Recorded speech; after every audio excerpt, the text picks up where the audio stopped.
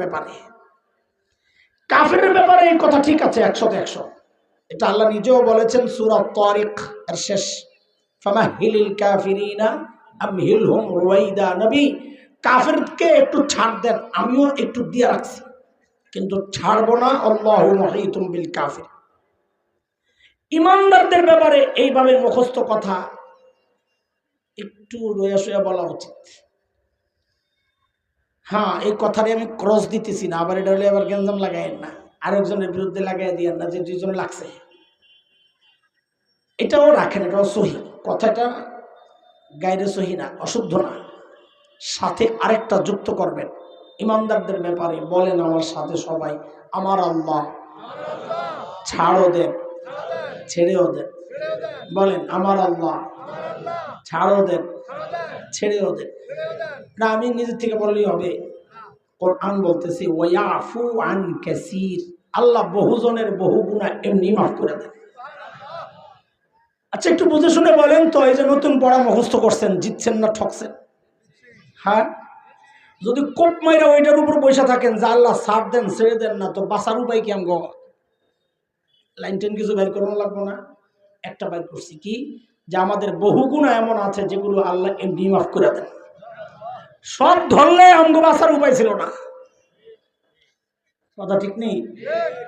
কত কিছু করছি, সব যদি আল্লাহ ধরতে যে ছাড় দিলাম কিন্তু ছাড়বো না, তা না ছাড়লে এতদিন কবে ফিনিশ হয়ে যেতাম। তার মানে আল্লাহ আমাদের বহু গুনাহ ছাইড়াও দিচ্ছেন। এক নাম্বার গুনাহ কি নাম দিছি, কি বহু গুনাহ আল্লাহ এমনি মাফ করে দেন। আমাদের গুনার দ্বিতীয় প্রকার, আমি কিন্তু এখনো বিষয়বস্তু ঠিক করি নাই, আজকে কি নিয়ে আলোচনা করব এই বিষয় ঠিক করতেছি আগে, তারপরে বয়ান শুরু হবে ইনশাআল্লাহ। আমাদের দ্বিতীয় প্রকারের গুনাহগুলো, বহু গুনাহ আমাদের এমন যেগুলো আমাদের নেক আমলের দ্বারা আল্লাহ মিটাইয়া দেন। কথা আমার না, কোরআনের। আল্লাহ বলেন ইন্নাল হাসানাত ইউযহিবনাস সাইয়্যাত, বান্দার বহু নেক আমল এমন আছে যা গুনাহকে মিটাইয়া দেয়। যেমন আপনাদেরকে একটা হাদিস আমি শোনাই, খুব খেয়াল করে শোনেন। নবী আলাইহিস সালাম বলেন, এই দুরূদ শরীফ পড়লেন না আপনারা, এত কিপটা কেন? নবীর অনেক উপকার হয়েছে না, আপনি দুরূদ পড়ছেন যে। হ্যাঁ, তা আমাদের উপকার হলে আগে চুপ ছিলেন কেন? নিজের উপকার কেউ নিজে ছেড়ে দেয়? আরে বাঙালি, আমাদের বদ অভ্যাস হয়ে গেছে, দুরূদ টান না মারলে দুরূদ আসে না। কোথায় কোথায় টান না মারলে আর জিলাপি না আসলে দুরূদের ভাব আসে না, তাই না? অথচ সব সময় পড়া উচিত।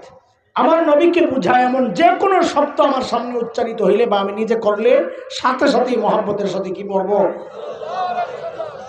নবী আলাইহিস সালাম বলেন মান হাজ্জা লিল্লাহ ফালাম ইয়ারফাস ওয়া লাম ইয়াফসুক রাজাআ কায়াউমিন ওয়ালাদাতহু উম্মুহ। আল্লাহর নবী বলেন, কেউ যদি আল্লাহর জন্য হজ করে, কার জন্য? কার জন্য?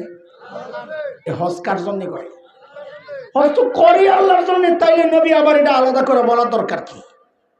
কেউ যে আল্লাহর জন্য হজ করে, বোঝা গেল একটা ঝামেলা আছে। কিছু লোক পাওয়া যাইতে পারে যারা আল্লাহর জন্য হজ করে না। তারা কারা বলে? মা এই দুনিয়ায় অভাব নাই, এই সমাজে দুই চারজন দেখান তো দেখেন, হজের আগেও দাড়ি কাটতো, হজের পরেও দাড়ি কাটে না? নাই নাই, আপনাদের সমাজে নাই? হজের আগেও সুদ খাইতো, এরে ভাই বাদামওয়ালা, ভাই বাদামওয়ালা, পুরা বাদাম শুদ্ধ জব্দ করে দেন, ওরে বাইর করে দেন, যে বাইরে যায় বাদাম বেচো, আপনারাও কিনেন না? আপনারা মনে করেন চুপি চুপি কিনেন, কিন্তু কেউ না দেখলেও আমি তো দেখি, আমি তো উপরে বয়ে রয়েছি না, ডিস্টার্বও হয়, খাইতেও মন চায়, তারপর মতো পেটও শুকুর। তুই জায়গা আল্লাহ তোরে বরকত দিব, যা যারে বাপ যা, তুই বাইরে যা। হজের আগেও সুদ খাইতো, হজের পরেও সুদ খায়, এমন মানুষ বুঝে এই সমাজে নাই? হজের আগেও ঘুষ খাইতো, হজের পরেও ঘুষ খায়, আছে না নাই? হজের আগেও দুর্নীতি করতো, হজের পরেও করে, না নাই? হজের আগেও সন্ত্রাস ছিল, হজের পরেও সন্ত্রাস, না নাই? কত পার্থক্য কি হয়েছে? কোনো পার্থক্য হয় না, খালি নামটা পাল্টাইছে। হজের আগে আসিল সুদখোর, হজের পরে হয়েছে আলহাজ সুদখোর।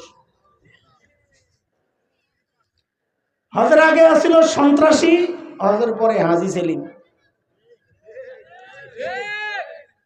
উদাহরণ সহ বুঝাইলাম আর কি। হজের পরেও সন্ত্রাসী।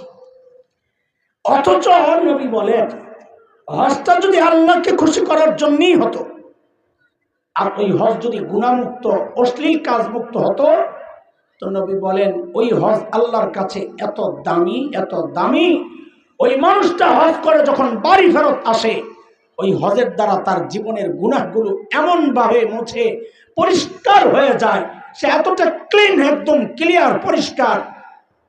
নবী বলেন যেন আজকেই তার মা তাকে জন্ম দিলেন। আল্লাহ আমাদের সবাইকে এমন হজের তৌফিক দান করে। আচ্ছা, এই হজের ফজিলত বয়ান করা আমার উদ্দেশ্য না। আমি যেটা বুঝাইতে চাচ্ছি সেটা হচ্ছে নেক আমলের দ্বারাও যে গুনাহ মুছে, পাইছেন নি আপনারা? তাহলে আমাদের দ্বিতীয় প্রকারের গুনাহ গেল কি, যে যে গুনাহগুলো আল্লাহ আমাদের নেক আমলের দ্বারা কি করে দেন, মুছে দেন।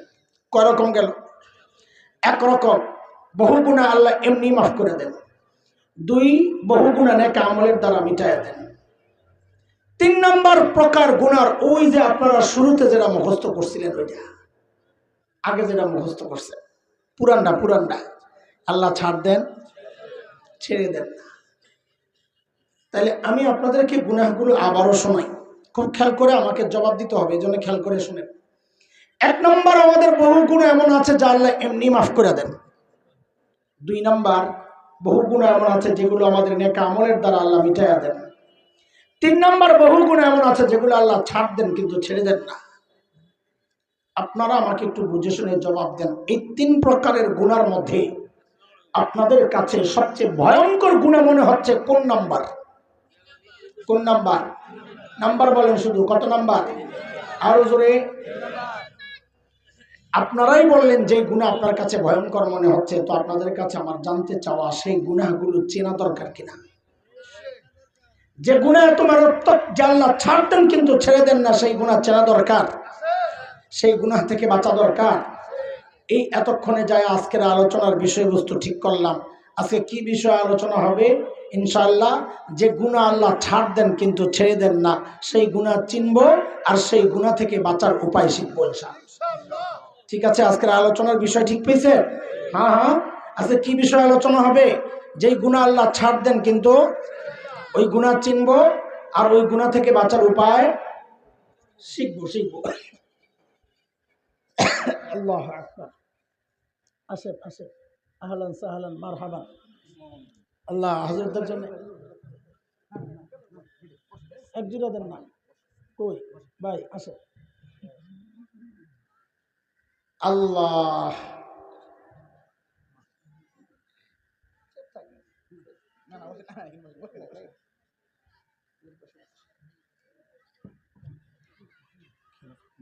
হ্যাঁ বুঝছি, সাইকেল, রিক্সা।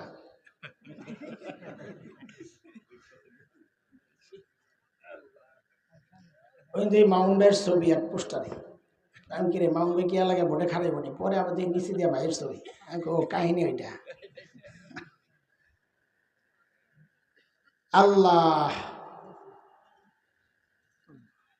তাহলে আজকের আলোচনার বিষয় কি ঠিক করলাম? যে গুনাহ আল্লাহ ছাড় দেন কিন্তু ওই গুনাহ চিনব আর ওই গুনাহ থেকে বাঁচার উপায় শিখব।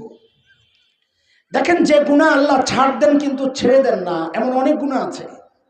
যেমন জুলুম একটা গুনাহ, যে গুনাহ আল্লাহ ছাড় দেন কিন্তু ইতিহাস বলে কাউকে ছেড়ে দেন নাই। নমরুদ গুনাহ, জুলুম করছে, আল্লাহ ছাড় দিছেন কিন্তু ছেড়ে দিছেন। কি করছেন কোন তো? নমরুদরে কি করছেন বলেন? হ্যাঁ, মশা দিয়ে মারছে, কথা তো সহি। কিন্তু শুনেন, একটা কথা বলি, মশা একটা আমার আপনার নাকে দিয়ে ঢুকে দেমাগে যায়, আমরাও মরতে পারি। এতে আমার অক্ষমতা প্রকাশ পায়, কিন্তু বেইজ্জতি হয় না। যেখানে বেইজ্জতি বলা দরকার, বেইজ্জতি করা দরকার, এখানে বেইজ্জতির কথাগুলোই দিয়ে বেইজ্জতি করা দরকার।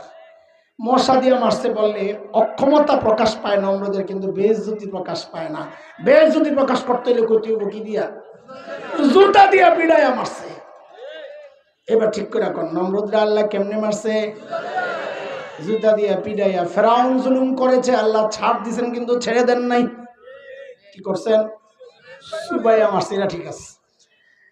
আয় আল্লাহ, আবার এই আমাদের দেশেও দেখছি অনেকে জুলুম করছে কিন্তু আল্লাহ ছাড় দিয়েছেন 16 বছর, ছেড়ে দেন নাই। কি করছেন? দেশ ত্যাগ করছেন। কই গেছেন? আচ্ছা, অনেক রকমের কথা আসতেছে, থাক, অপবাদ দিয়েন না, আমরা অপবাদ দিব না। যার যতটুকু প্রাপ্য তাকে অতটুকু দিলেই তো হজম করার ক্ষমতা নাই। অন্যায়ের লিস্ট এত লম্বা, আপনার অপবাদ দিয়ে আপনি গুনাহগার হওয়ার তো দরকার নাই। বেশির থেকে বেশি বলবেন আপনজনের বাড়িতে চলে গেছে। কোথায়? রাগ করেন না, আপনি এখানেও তার দলের কেউ থাকতে পারেন, কিন্তু বুঝার চেষ্টা করেন। গত 16 বছর দিছেন কি? এই জাতিকে একটা বয়ান গেলানোর চেষ্টা করেছেন আপনারা, ভারত আমাদের আপনজন, অথচ আল্লাহ কয় এরা দুশমন। আপনারা শিখাইছেন আপনজন। কেন আপনজন? কত কিছু আনতে হয়, কত কিছু দেয় আমাদেরকে, গরু দেয়, আলু দেয়, পেঁয়াজ দেয়, চিনি দেয়, সুবহানাল্লাহ, খালি দেয় দেয় দেয় দেয়। যেই পোলাবেন 5ই আগস্ট বাংলাদেশ থেকে মাখন যাওয়ার পাইপটারে কাটটা দিল, তো এখন সব দেওয়া বন্ধ করে এখন খালি হুমকি দেয়, হুমকি দেয়, হুমকি দেয়, দখল করবে, এটা করবে, ওইটা করবে। কদিন তো খুব চিল্লাইছে পেঁয়াজ দেব না। আমরা বলি দিস না বেটা, আমাকে আপাই শিখায় গেছে পেঁয়াজ ছাড়াও তরকারি রান্না করা যায়, লাগবো না তো পেঁয়াজ, খা তোরা। যেই মেরুদণ্ড সোজা করে দাঁড়াইছি, এখন দেখি বৈশা বস্তা সামনে লইয়া বৈশা বৈশা কান্না করে। দাদা কি খবর? দাদা দিনকাল ভালো যাচ্ছে না দাদা। কেন, কি সমস্যা? বাংলাদেশিরা পেঁয়াজ নিচ্ছে না দাদা। তো তোরা খা। খাওয়ার সেই কলিজা নাই, খাওয়ার সেই। এই ভারতের বিরুদ্ধে বললে আপনার কষ্ট লাগার কারণটা কি বলেন? হ্যাঁ, আপনি কষ্ট কেন পাবেন? হ্যাঁ, মনে রেখেন একটা কথা, ভারতের প্রতি বিদ্বেষ লালন করা এটা ইমানের অংশ। ক্ষমতায় যারা আছে ওদের কারণে, গোটা ভারত না মুসলমানও তো আছে শাসক গোষ্ঠীর বিরুদ্ধে। কেন? আল্লাহ বলেছেন ওয়ালা তাজিদান্না আশাদ্দান-নাস আদাওয়াতাল লিল্লাযিনা আমানুল ইয়াহুদা ওয়াল্লাযিনা আশরাকু। মুসলমানদের কঠিন শত্রু পাইবা যারা মুশরিক আর যারা ইহুদি। কাজী মুশরিককে বন্ধু মনে করার কোনো কারণ নাই। কথা বলে তো বলছিলাম যে তোরা খা, খাবো না, ওই কলিজা নাই। হ্যাঁ, কলিজার অবস্থা কি জানে? বাড়িতে মেহমান আসছে, তো আমরা তো ছিলাম লম্বা টাইম পড়ালেখার কারণে, ওই জন্য জানি স্বভাব চরিত্র।